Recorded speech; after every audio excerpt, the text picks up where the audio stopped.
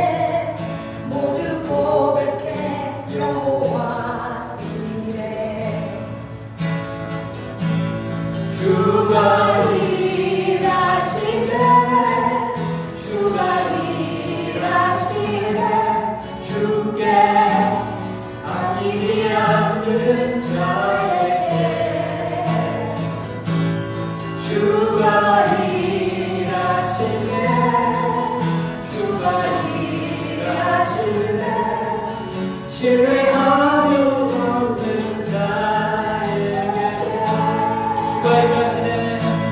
주가 일하시네. 주가 일하시네.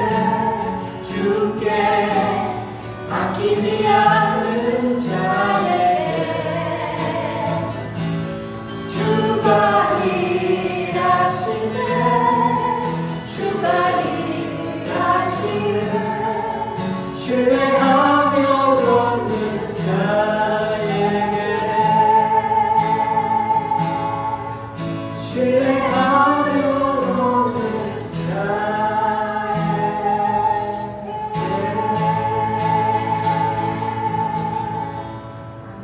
자에게. 우리에게 주시는 하나님의 말씀은 누가복음 12장 16절로 21절 말씀입니다.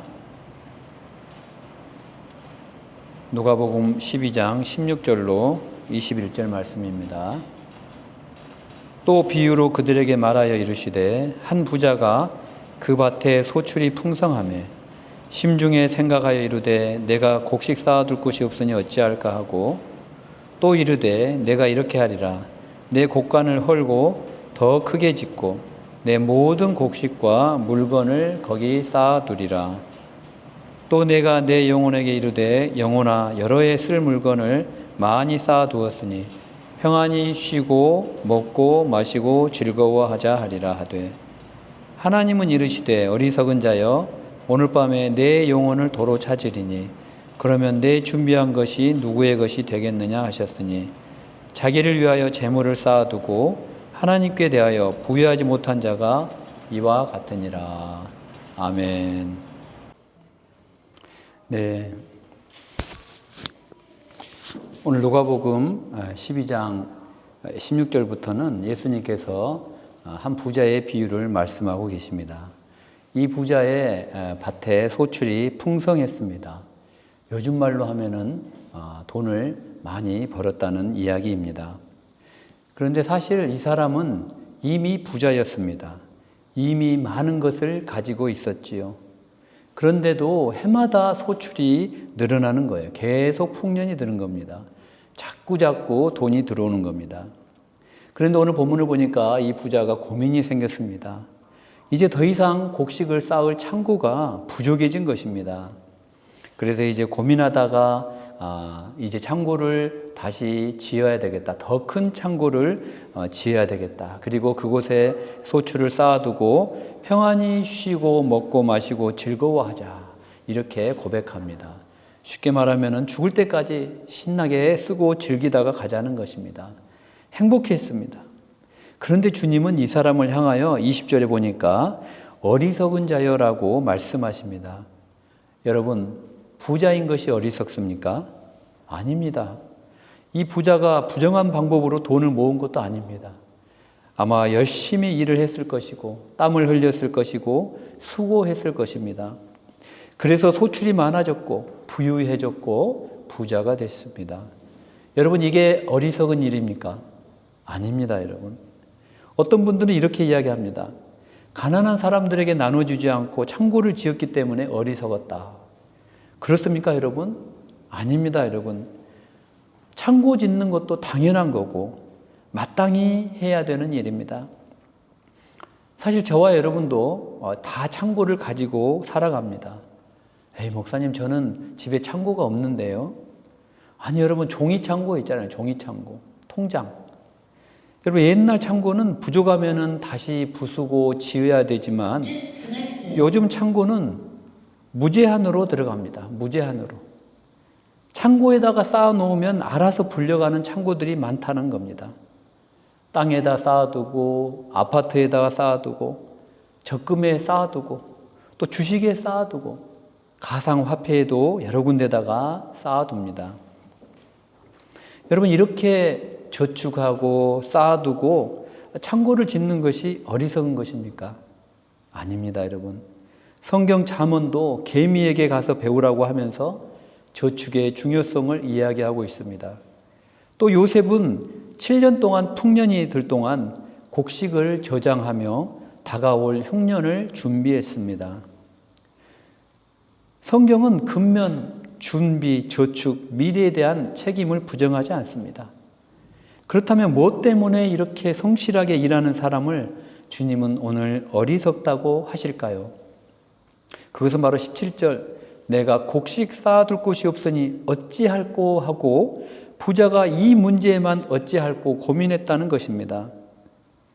영혼의 문제에는 어찌할꼬 하지 않고 육신의 문제에만 어찌할꼬 하고 고민한 것을 주님은 어리석은 자라고 말씀하고 있는 것입니다.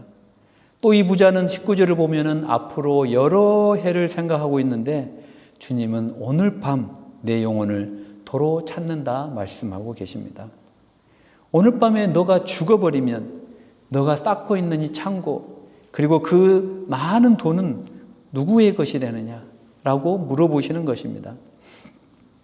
많은 분들이 사람이 반드시 한 번 죽는다는 사실은 잘 알고 있지만 정작 본인은 절대 죽지 않는다라고 생각합니다.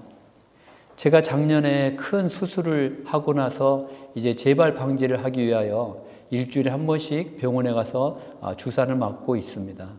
그런데 여러분, 제가 다니던 그 김천의 큰 병원에 원장님이 계신데 이분이 고려대 의대를 나오셨어요. 그리고 진찰을 잘 해주십니다. 그래서 그 병원이 차고 넘쳐요. 아주 병원이 잘 되어서 제가 볼 때는 금방 빌딩 하나 사겠더라고요.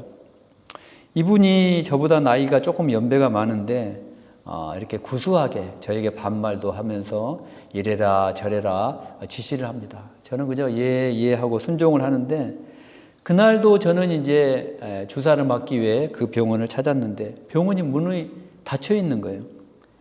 사무장이 보이길래 제가 왜 병원 문이 닫혀 있느냐 물어봤더니 어젯밤에 이 원장 선생님이 죽었다는 거예요.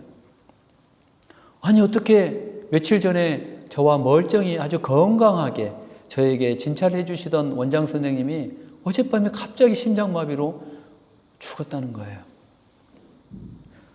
저는 너무나 깜짝 놀랐습니다. 오늘의 본문의 이 부자 역시 잠시 뒤에 자신에게 어떤 일이 일어날지 알지도 못하면서 영혼의 문제는 해결해 놓지 못하고 육신의 문제만 자기가 해결했다고 지금 안심하고 있는 것입니다. 그래서 주님은 어리석다는 거예요. 노후 설계는 잘 해놨지만 사후 설계를 전혀 해놓지 않은 이 부자를 향하여 어리석다는 것입니다. 여러분, 여러분에게 만약에 갑자기 큰 돈이 생기면 어떻게 하시겠습니까?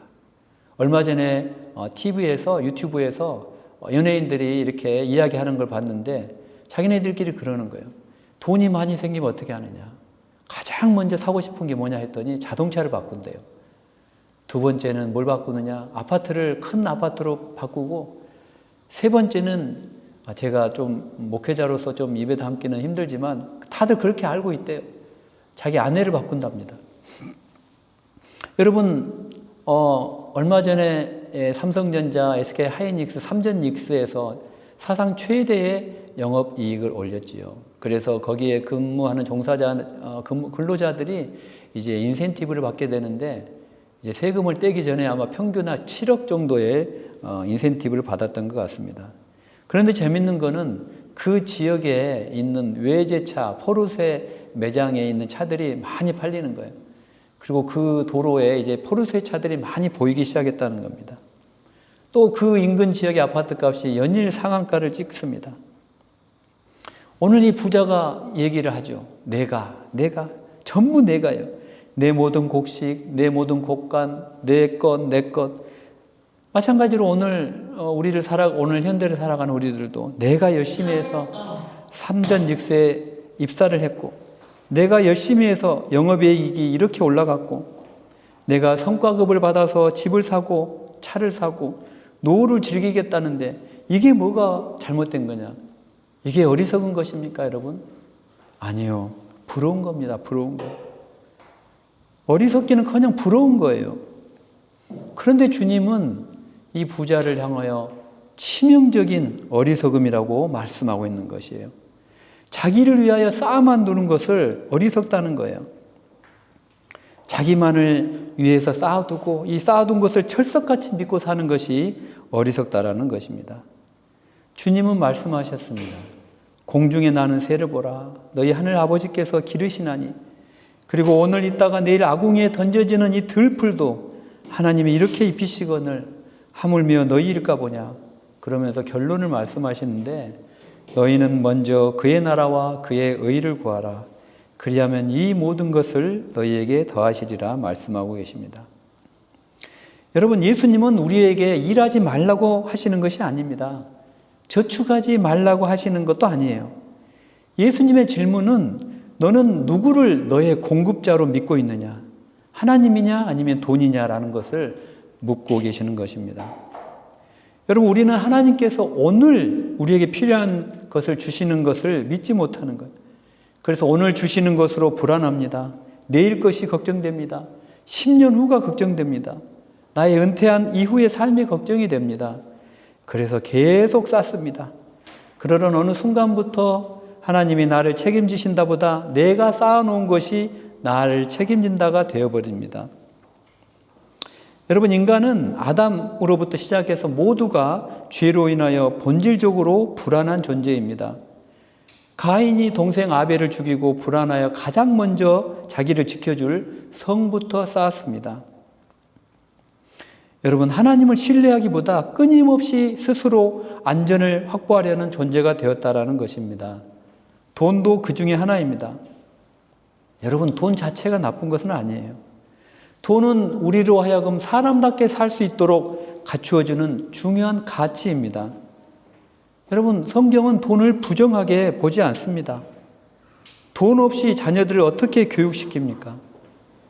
돈이 없이 어떻게 가정을 행복하게 꾸려갈 수 있습니까? 우리가 열심히 일하는 목적도 내가 수고한 만큼 대가가 돌아온다는 믿음이 있기 때문에 아침부터 저녁까지 열심히 일하는 거 아니겠습니까? 이게 하나님의 분복이요 법칙이라는 것입니다. 아침에 씨를 뿌리는 자는 기쁨으로 단을 거두는 것, 그것이 바로 하나님의 분복이요 법칙이라는 것이에요. 여러분, 예수님께서 우리에게 가르쳐 주신 기도도 오늘 우리에게 일용할 양식을 주시옵고 아니겠습니까? 일용할 양식, 하루에 쓸 양이에요. 왜 우리가 평생 먹을 양식을 한꺼번에 주십시오라고 기도하지 않고 왜 우리가 10년치를 미리 주십시오라고 하지 않습니까? 그것은 바로 오늘의 하나님을 신뢰하기 위해서입니다. 출애굽기 16장에서 하나님께서는 광야의 이스라엘 백성에게 만나를 주셨습니다. 하나님은 그들에게 평생 먹을 양식을 한꺼번에 주지 않으셨다는 것입니다. 매일 필요한 양식을 주셨습니다. 백성들은 날마다 하나님을 바라보며 살아야만 했습니다. 그러나 우리 마음에는 조금씩 꾸준히보다 한 번에 많이를 원하는 본능이 많다는 것입니다. 주식도요, 여러분, 2배 오르면 4배 더블로 먹고 그렇게 많이 먹고 싶어서 단일 종목 레버리지라는 상품이 나오게 된 거예요. 세상은 끊임없이 이야기합니다. 조금만 더 가지면 행복해질 거야. 더 좋은 차, 더 큰 집, 더 높은 지위를 너가 가지게 되면 지금부터 행복해질 거야 라고 말하고 있습니다. 그러나 여러분, 오늘 본문의 어리석은 부자는 이미 많은 것을 가지고도 평안하지 못하고 고민했다는 것입니다. 여러분, 제주도는 바람이 많이 붑니다. 그리고 태양광이 좋기 때문에 우리나라의 대표적인 재생에너지 생산 기지입니다. 그런데 여러분, 태양이 너무 강하고 바람이 너무 많이 불어서 전기가 지나치게 생산이 되는 시간에는 이 전기를 다 쓸 수가 없어요. 그래서 전기가 남아 돌게 되는데 그때는 이 남는 전기를 송전탑을 통하여 육지로 빨리 보내줘야 됩니다. 그렇게 해야 블랙아웃, 대규모 정전사태가 나지 않는 거예요. 그런데 여러분, 이것을 육지로 보내줘야 되는데 이 송전선로 용량이 작아서 다 못 보내게 되면은 고속도로에 차가 막히는 것처럼 전기가 정체가 되는 거예요. 그렇게 되면 지금 우리 번쩍거리는 이 60Hz 주파수에 교란이 생겨서 블랙아웃이 발생하게 되는 것입니다. 그것을 방지하기 위하여 전력거래소에서는 전기를 열심히 생산해내고 있는 발전소에 야, 너 이제 그만 생산해, 스탑! 하고 커테일을 명령하게 됩니다. 내가 전기를 생산할 수 있는 능력은 차고 넘치는데 이 차고 넘치는 전기를 흘려보내지 않기 때문에 위험해지기 때문에 전력거래소에서는 그만, 너 아주 가동 자체를 중단해버려라고 커트일을 명령한다는 거예요. 여러분, 우리 인생도 마찬가지입니다. 하나님께서 우리에게 물질을 주셨는데 쌓아만 놓고 흘려보내지 않는 거예요. 재능을 주셨는데 가지고만 있습니다. 시간을 주셨는데 흘려보내지 않습니다. 사랑할 수 있는 능력을 주셨는데 흘려보내지 않는 거예요. 은혜를 받았는데 나누지가 않아요. 그저 나를 위하여 쌓고 계속 쌓아만 두는 거예요. 내가 조금 더 벌면 그때 흘려보낼게. 조금만 더. 여러분, 그러다 주님이 오늘 밤 내 영혼을 찾으리니 이게 누구의 것이 되겠느냐라는 부자에게 이야기한 그 말씀이 우리에게 하는 말씀이 될 수 있다는 거예요. 어느 순간 저와 여러분의 인생에 커트일이 올 수 있다는 것입니다. 예수님께서는 그래서 마태복음 6장에 너희를 위하여 보물을 땅에 쌓아두지 말라고 하시고 오직 너희를 위하여 보물을 하늘에 쌓아두라고 말씀하고 계십니다. 이 말은 내 재산을 다 팔아서 교회에 헌금하라는 이야기가 아니에요. 예수님은 재산을 갖는 것 자체를 정죄하지 않으십니다. 문제는 이 보물의 방향이라는 거예요. 나를 향하여 쌓느냐 아니면 하나님의 나라를 위하여 쌓느냐를 것입니다. 그러므로 우리의 기도는 바뀌어야 되는 거예요. 하나님, 나에게 더 많이 주십시오만을 구하는 데서 하나님이 주신 것을 내가 잘 관리하고 필요한 곳에 잘 흘려보낼 수 있도록 인도하여 주십시오라고 우리의 기도가 바뀌어야 됩니다. 우리의 인생도 마찬가지입니다. 마지막 날 우리가 하나님 앞에서 우리 인생을 정산할 때 하나님께서 물으실 것은 너가 얼마나 큰 집에서 살았느냐, 얼마나 비싼 외제차를 타고 다녔느냐, 얼마나 통장에 많은 돈을 모았느냐가 아니라 너가 하나님으로부터 받은 그 시간과 재물과 재능을 얼마나 많이 흘려보내고 살았느냐라는 것을 물으실 것입니다. 하나님께서 우리에게 재물을 주신 것은 더 큰 곳간을 만들려고만 주신 것이 아니라 더 큰 통로가 되어 많이 흘려보내라고 주신 것이라는 것입니다. 여러분, 많이 흘려보내시기 바랍니다. 자녀 교육이 필요합니다. 소비하세요. 주님이 주신 가족을 부양하기 위해서 자동차도 사시고 필요한 곳에 흘려보내시기 바랍니다. 하나님이 더 채워주실 거예요. 그러나 동시에 어려운 이웃을 위하여도 흘려보내시기 바랍니다. 죽어가는 영혼을 구원하는 데 흘려보내시기 바랍니다. 하나님의 나라를 확장하는 데 흘려보내세요. 더 채워주시고 더 큰 축복의 통로로 사용하여 주실 것입니다. 말씀을 맺습니다. 주님은 저와 여러분을 통로로 부르셨습니다. 우리가 쌓아두고 막아두고 키우기만 할 때 우리의 인생의 통로는 정체되고 막히고 하나님의 은혜로부터 커트일 당하고 말 것입니다.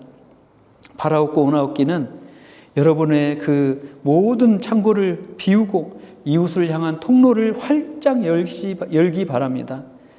오늘부터 여러분의 삶이 하나님의 사랑을 실어 나르는 은혜의 송전탑이 되기를 주님의 이름으로 축원합니다. 아멘.